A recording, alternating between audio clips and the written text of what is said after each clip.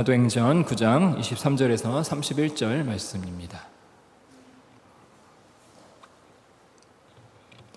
한 절씩 교독하시고 마지막 절을 함께 읽겠습니다. 저부터 23절 읽겠습니다. 여러 날이 지나매 유대인들이 사울 죽이기를 공모하더니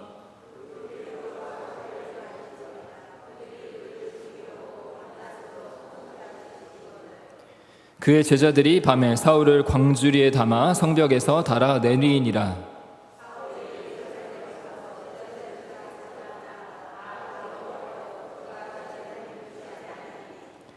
바나바가 데리고 사도들에게 가서 그가 길에서 어떻게 주를 보았는지와 주께서 그에게 말씀하신 일과 다메섹에서 그가 어떻게 예수의 이름으로 담대히 말하였는지를 전하니라. 또 주 예수의 이름으로 담대히 말하고 헬라파 유대인들과 함께 말하며 변론하니 그 사람들이 죽이려고 힘쓰거늘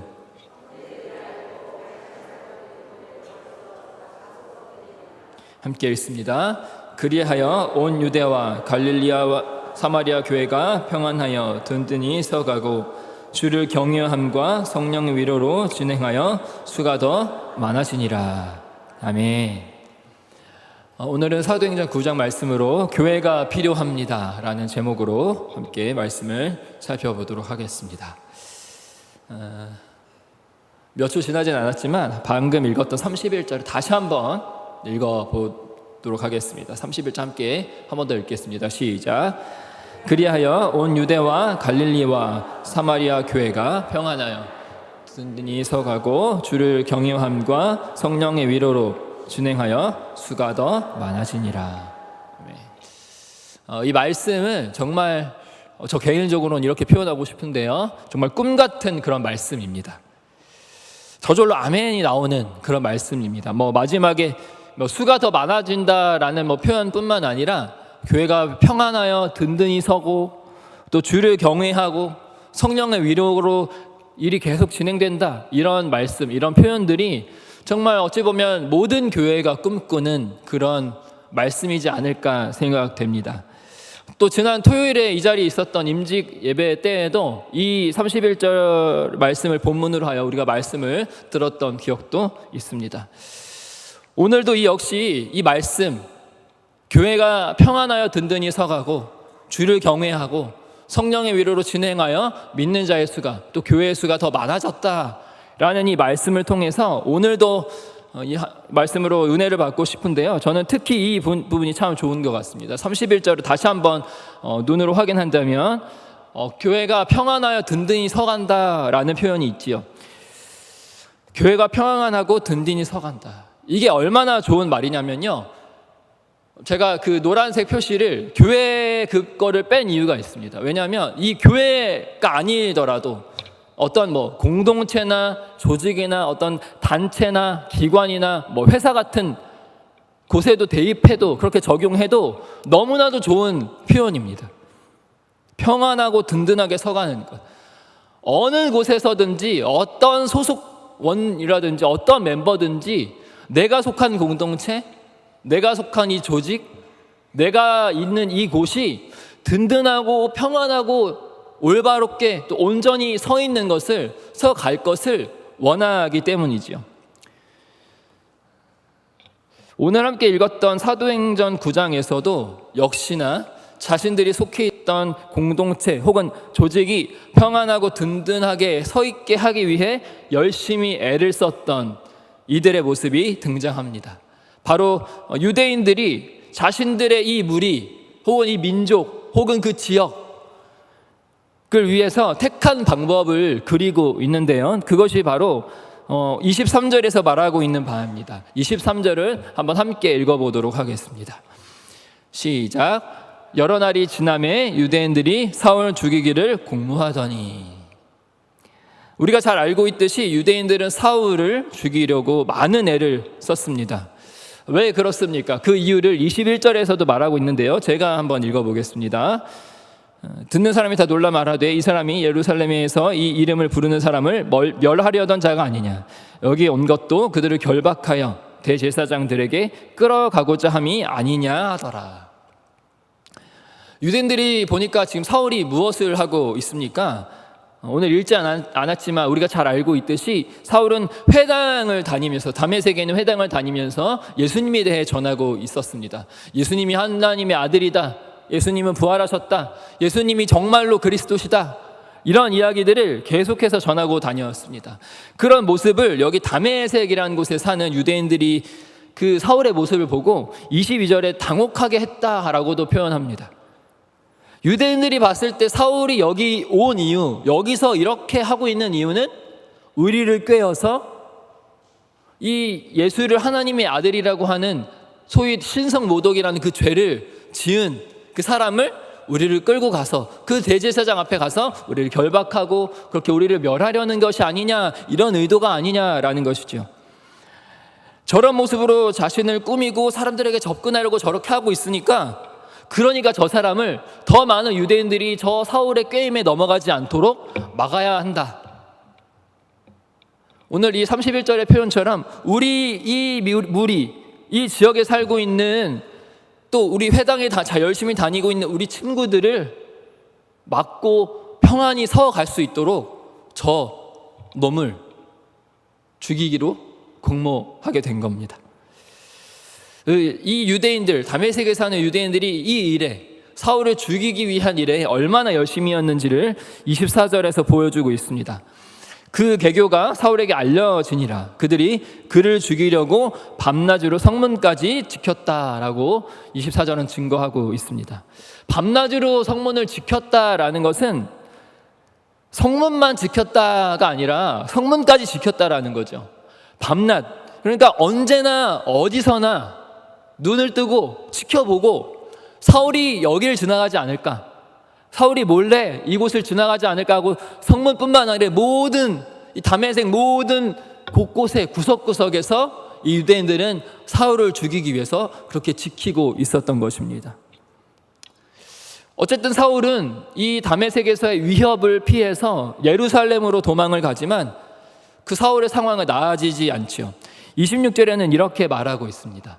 사울이 예루살렘에 가서 제자들을 사귀고자 하나 다 두려워하여 그가 죄자됨을 믿지 아니하니라고 말하고 있네요. 다메섹에 있는 유대인들만 사울로 인해 당혹하게 한 것이 아니라 예루살렘에도 역시 많은 사람들에게 사울이 어떤 사람이었는지를 다 알고서 다 두려워했고, 오늘 그가 예수를 전파하며 증거하며 그렇게 외쳐대는 그런 모습을 보면서도 사울이 제자됨을 믿지 아니했다라고 오늘 사도행전 9장은 그렇게 그리고 있습니다. 또 역시나 예루살렘에 있었던 이 유대인들도 마찬가지로 사울을 죽이기 위해 애를 썼다라고 그리고 있습니다. 그런데 사도행전 9장은 이렇게 유대인들이, 다메섹에 있는 유대인들, 또 예루살렘에 있는 유대인들뿐 아니 그 사람들만 그리는 것이 아니라 사울을 죽이는, 위협하는, 그래서 그 사울을 막아서 우리 이 무리를 지켜야겠다라고 하는 한 가지 부류의 사람만 그리고 있는 것이 아니라 또 다른 부류를 그리고 있습니다. 사울이 제자됨을 믿지 못했다라고 표현했던 그 부류 외에도 바로 사울이 제자됨을 믿었던 그런 사람들을 그리고 있는데요. 25절을 함께 한번 읽어보도록 하겠습니다. 시작. 그의 제자들이 밤에 사울을 광주리에 담아 성벽에서 달아 내리니라. 사울을 광주리, 바구니 같은 곳에 담았다고 하니까요, 이 광주리는 뭐 한 사람을 담을 수 있을 만한 충분한 크기로 만들어져야겠죠. 당시에 뭐 예를 들어 한 저만한 사람을 담을 수 있는 바구니를 썼을지는 잘 모르겠습니다만, 뭐 상식적으로 생각한다면, 합리적으로 생각한다면 사울을 위해서 큰 광주리, 튼튼하고 사이즈가 충분한 광주리를 특별하게 사울 한 사람을 위해서 만들었다라고 생각할 수가 있을 겁니다. 그리고 성벽에서 달아내리기 위해서는, 이 사울을 광주리에 담아서 성벽에서 달아내리기 위해서는 광주리에 담긴 사울의 그 무게를 충분히 지탱해 줘야 하고, 또 다메섹의 성벽보다 훨씬 긴 줄을 준비해야 하는데요, 제가 찾아보니까 현재 남아있는 다메섹의 성벽은요, 낮은 것이 지금 따지면 한 3층 높이 정도 되는 그런 성벽이 있더라고요. 그러니까 최소한 10m 이상의 줄을 준비해야 하는 겁니다. 그리고 그 사울의 무게를 충분히 지탱할 수 있는 그런 줄이 필요했겠죠. 그러니까 광주리뿐만 아니라 그런 것들을 특별하게 사울 한 사람을 위해서 준비했다, 만들었겠다라고 우리가 생각할 수가 있는 겁니다. 그 일을 언제 했냐면 밤에 했다라고 이 말씀이 증거하고 있습니다. 당시 사람들은요, 밤에 무엇을 했습니까? 전등이 전혀 없던 시절이기 때문에 가끔 초 같은 그런 불을 밝히는 것이 있었을지 모르겠지만 밤에는 기본적으로 해가 지면 자는 시간입니다. 그런데 밤에 몰래 이 사울을 지키기 위해서 밤에 이렇게 힘들게 몇 명이서 이렇게 달아내렸다라는 것은 참 쉬운 말 같지만 어려운 거예요. 뭐냐면 잠을 자지 않고 오늘 밤 나의 꿀 같은 잠을 포기하고 다른 사람을 도와주는데 이 시간을 썼다라는 거예요. 잠을 포기한다는 건 정말 쉬운 일이 아니거든요. 광줄이 크게 만들 수도 있습니다. 튼튼한 줄도 만들 수도 있어요. 그러나 내 잠을 포기하면서까지 오늘 내가 이 잠을 안 자고 내일 하루를 맞으면 얼마나 힘들고 내 면역이 얼마나 약해질지 다 계산이 나오는 이 상황에서 사울 한 사람 위해서 이렇게 제자들이 애를 썼다라는 것을 그리고 있습니다.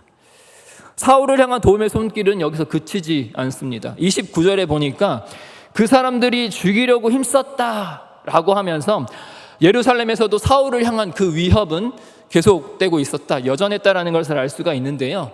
이런 사울을 향해 이번에는 제자들이라고 칭했던 사람들이 아니라 이번에는 형제들이라고 하는 칭함받던 그런 사람들이 도움을 주고 있습니다.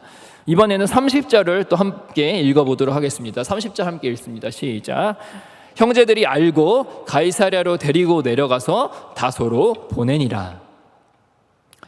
조금 전에 그 다메섹에서 사울이 다메섹 성벽에서 이렇게 내려올 때 저는 그 모습을 보고 정말 그 제자들이, 다메섹에 있는 제자들이 물심양면으로 사울을 도와주고 있구나라고 생각을 했는데요. 예루살렘에서도 마찬가지. 이 형제라고 칭하는 이 예루살렘에 있는 사람들도 역시나 물심양면으로 도와주고 있는 모습입니다. 예루살렘에 있던 형제들이요, 사울을 가이사랴로 데려갔고 또 거기서 다소로 보냈다라는 거예요. 먼 길을 함께 갔습니다.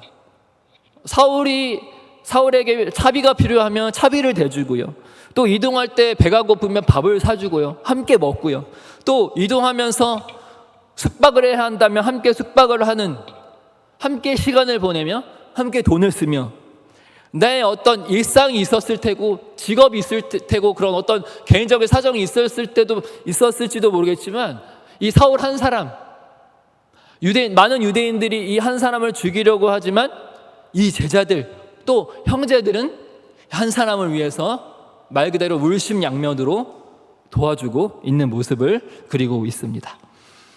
이렇게 제자들이 그리고 형제들이 사울 한 사람을 위해서, 한 사람을 향해서 물심양면으로 힘을 썼을 때 어떤 일이 일어났다고 사도행전 9장은 말씀하고 있을까요? 바로 31절의 말씀으로 이렇게 이루어지고 있었다라는 것을 그리고 있습니다. 다시 한번 우리 31절을 함께 읽어보도록 하겠습니다. 시작. 그리하여 온 유대와 갈릴리와 사마리아 교회가 평안하여 든든히 서가고 주를 경외함과 성령의 위로로 진행하여 수가 더 많아지니라. 아멘. 오늘 말씀 사도행전 9장은 그 처음부터 앞장면부터 사울이라는 한 사람, 사울이라는 한 개인이 예수님을 다메섹 길에서 만나서 그 사건을 중심으로 해서 어떤 한 이야기를 우리에게 들려주고 있지요. 그렇게 과격했던, 예수님을 믿었던 그런 제자들, 예수는 그리스도다라고 외쳤던 그 믿음을 가졌던 많은 사람들을 결박하고 죽이기 앞장섰던 그 사울이 예수님을 만나고 변화되는 그런 사건을 사도행전 9장은 우리에게 알려주고 있는데요. 그 사건을 중심으로, 또 이야기를 중심으로 해서 사울이라는 한 주인공처럼 보이는 그 인물을 중심으로 해서 또 여러 인물들이 등장합니다. 그 인물들이 한 일이 무엇입니까? 아나니아가 처음에 등장하죠. 아나니아는 처음에 그 사울이 내가 듣기에는 이런 과거가 있습니다, 이런 짓을 하고 다니는 사람입니다 라고 하면서 예수님의 음성을 들었으면 또 거부했지만 결국 사울에게 가서 형제 사울아 라고 하면서 안수를 해주고 사울의 눈을 뜨게 해주었죠. 또 오늘 함께 봤던 이 장면, 제자 그리고 형제, 그리고 중간에 제가 언급하지는 않았지만 바나바가 이 사울을 사도들에게 데려가서 변호하는 장면까지도 그리고 있습니다. 역시 이 제자, 형제, 사도들은 너나 할 거 없이 사울 한 사람을 위해서 물심양면으로 도와주는 사건이 이 사도행전 9장에서 그리고 있는 이야기입니다. 다시 한번 요약하자면 한 개인이 예수님을 만나는 건 철저하게 예수님과 그 사람의 인격적인 1대1의 관계 안에서 일어나는 일입니다. 하지만 예수님을 만나고 그 사람이 교회라는 이 한 공동체 안에 자리 잡고 이 한 사람이 그 구성원으로 들어가서 공동체를 이루는 것은 생각지도 못한 여러 사람이 함께 힘을 합쳐 또 애를 써서 물심양면으로 그렇게 해야 가능한 일이라는 것을 사도행전 9장 우리에게 말씀해 주고 있습니다. 교회 공동체가 사울이라는 한 사람, 한 개인을 돕는 것은 어찌 보면 쉬운, 그렇게 어렵지 않은 일일 수가 있습니다. 그러나 그 사울을 둘러싼 그 많은 모든 이들, 사울을 알고 있는 모든 사람들이 사울을 도와주려고 애쓴 것은 아니지요. 많은 유대인들, 사울이 여길 가든 저길 가든 다메섹이든 예루살렘에 있든 어디서든 사울을 죽이려고 애썼던, 그렇게 할 정도로 사울은 과거가 명확했던 사람이었습니다. 그런 사람이 우리 공동체, 누가 봐도 딱 저 사람은 저런 사람이었지, 저런 과거가 있었지, 우리 동료를 해쳤던 사람이지, 우리에게 충분히 손해를 끼쳤던 사람이지 라고 하는 명확한 과거가 있는 그런 사람이 우리 공동체, 우리 동네에, 내 옆에 들어오는 것을 막기 위해 그 유대인들은 그렇게 밤낮 없이 애를 썼음은 우리는 알고 있습니다. 여러분, 인터넷에 이런 말이 있습니다. 과거가 분명했던, 그러니까 과거의 어떤 어두운 과거에 큰 사고, 큰 어떤 죄를 지었던 사람이요, 또 사고를 치면 어김없이 사람들이 농담식으로 하는 그런 말이 있습니다. 뭐냐면 물건은 고쳤어도 사람은 고쳐 쓰는 것이 아니다, 이런 말들이 있습니다. 왜냐하면 사람은 변하지 않는다, 이런 내용이겠죠. 정말 사람은 변하지 않을까요?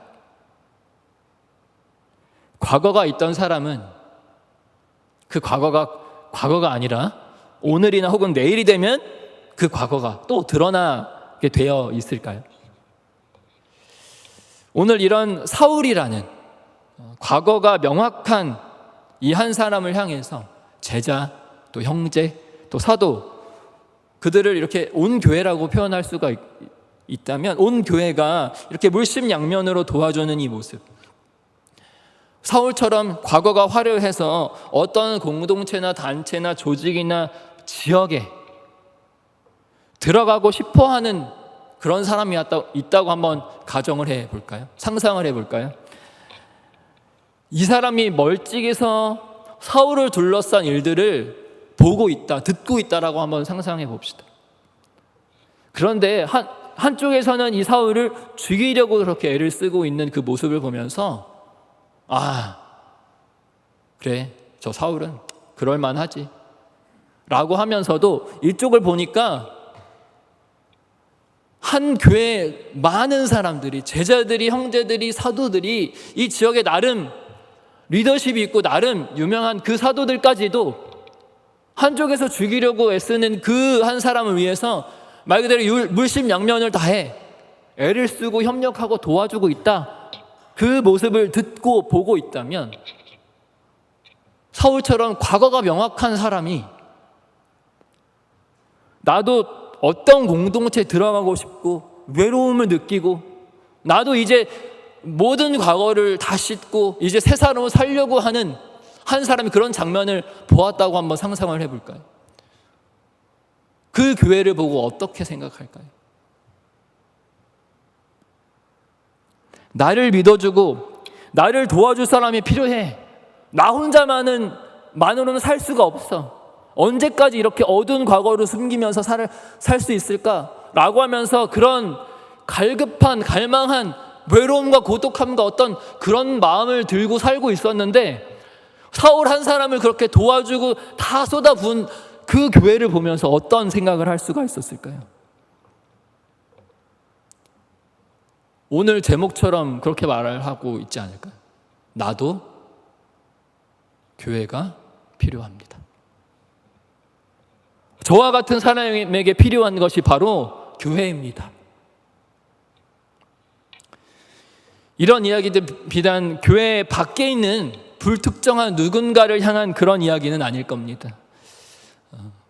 가까운 예로 오늘 제가 이렇게 서 있기까지 예수님과의 만남 한 그 순간만으로, 예배 안에 어떤 한 경험만으로, 나의 개인적인 신앙 고백 하나만으로 제가 여기까지 올 수 있었던 것은 아닐 겁니다. 교회 안에 저라는 한 아이를 기도로 품어주며 함께 시간을 보내주며 어느 때라도 안아주며 어떤 사고를 쳐도 덮어주고, 교회를 오지 않을 때는 찾아가서 오랜 시간 인내하며 이끌어주신 많은 분들이 있습니다. 그런 손길이 없었다면, 그런 교회가 아니었다면 저라는 한 사람이 여기 서 있는 일은 아마도 없을 겁니다.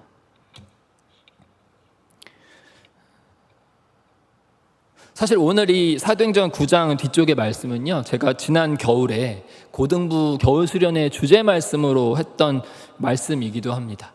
이 말씀을 함께 아이들과 그 말씀을 품고 또 이해를 돕기 위해서 이런 프로그램을 준비했었는데요. 교회에 절대 올 수 없을 것 같은 가상의 사울 만들기. 교회에 절대 올 수 없을 것 같은 가상의 사울을 만들어 보자. 이런 프로그램을 한번 해봤습니다. 그래서 아이들에게 종이를 나눠주고 어떤 사람이면 절대 교회 못 올 것 같다. 그 이유를 이렇게 막 했었는데요. 그때 당시에 아이들은 예전에 코로나가 한창 심했을 때 신천지 이런 것들을 보면서 또 그런 게 또 기억에 남았는지 그런 것들도 쓰기도 하고 자신이 어떤 가상의 인물들을 그리기도 하고 주변에 나쁜 친구들을 그리기도 하고 써기도 했습니다. 고등부 아이들이 생각했을 때 교회에 올 수 없는 혹은 오면 안 되는 사람은 어떤 사람인가를 생각하게 하면서 역설적으로 사울을 위해 이렇게 애썼던 이 교회, 절대 교회에 올 수 없을 것 같은 이 사울을 위해서 이렇게 애썼던 이 사도행전 9장에서 그리고 있는 이 교회가 얼마나 좋은 교회인가 하는 것을 생각할 수 있게 했던 것입니다. 그렇습니다. 교회에 오지 못할 사람은 사실 아무도 없지요. 그런데도 오늘 말씀에서 본 이런 장면은요, 그런데도 참 놀라운 일일 수밖에 없습니다.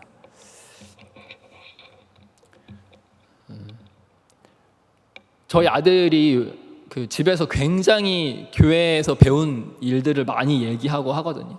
그래서 이제 어린 친구들은 또 저와 같이 목회자 자녀들은 모든 어떤 주변 환경이나 상황이 어떤 교회 같은 그런 체계에 있으니까요.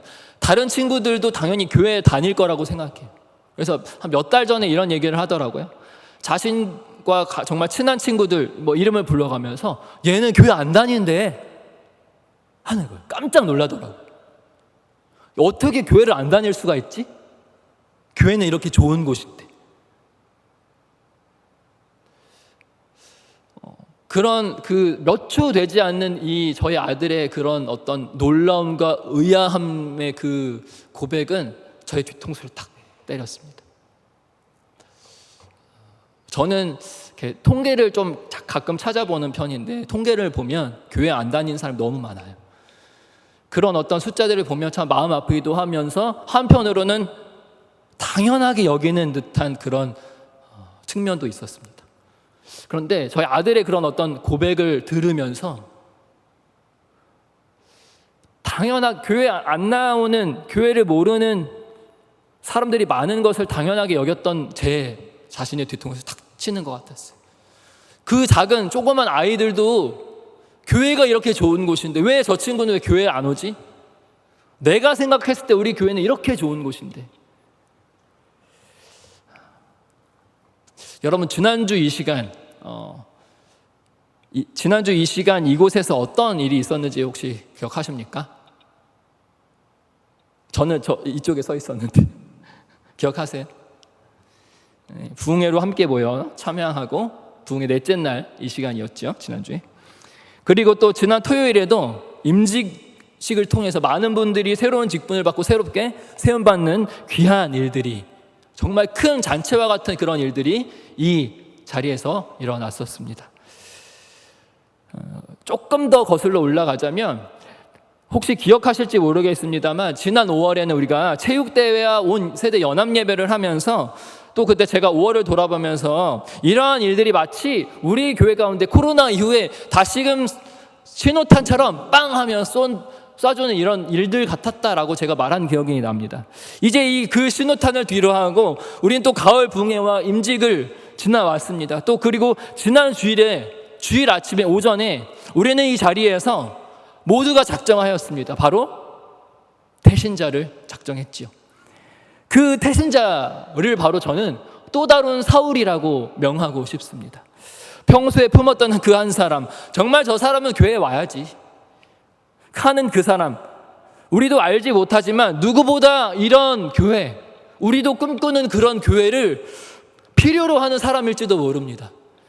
그저 교회에서 행사한다니까, 교회에서 쓰라고 하니까가 아니라 오늘 사도행전 9장에서 과거가 명확했던 한 사람, 그래서 많은 이들이 죽이려고까지 했던 그 사람을 단지 하나님께서 그를 선택하셨고 그를 부르셨다는 그 사실 하나만으로도 이 사람의 과거, 이 사람의 행적, 나에게 주었던 어떤 영향들, 내가 들었던 소문들을 다 뒤로하고 하나님의 그 말씀, 약속을 하나만으로도 온 교회가 일어나 그 한 사람을 위해 움직였던 이 말씀이, 그 모습이, 그래서 그 결과가 우리 교회의 모습이 되기를 저는 소망합니다. 반대로 생각하면 자신이 어떠한 과거나 모습이나 어떠한 부족함, 사람들에게 다가가지 못하는 그런 어떤 약점들, 그런 모습들 때문에 어딜 가도 거절당하고 상처받고, 그래서 사람들에게 나아가기 힘들어하는 공동체라는 것을 코로나 때문에 잊은 것이 아니라 자연스럽게 나의 약점, 나의 어떤 인생 안에 나는 나에게 허락된 공동체, 나를 받아줄 가족은 아무도 없지, 나를 반겨줄, 나의 능력을 높이 사줄 조직은 없어. 그런 개인을 향하여,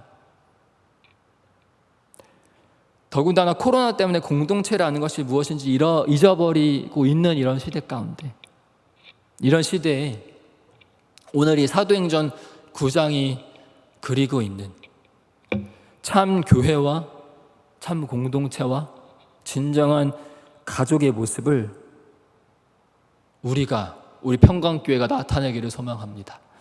그래서 나에게 이런 교회가 필요하다, 소문을 들어보니 저 교회는 나보다 더한 사람들도 받아준다더라, 내가 들어보니 그런 과거가 있던 사람도 저 교회 다닌다더라, 저 교회는 이상한 교회, 그런 교회가 아니라 나에게 저런 교회가 필요한데, 나에게 저런 공동체가 필요한데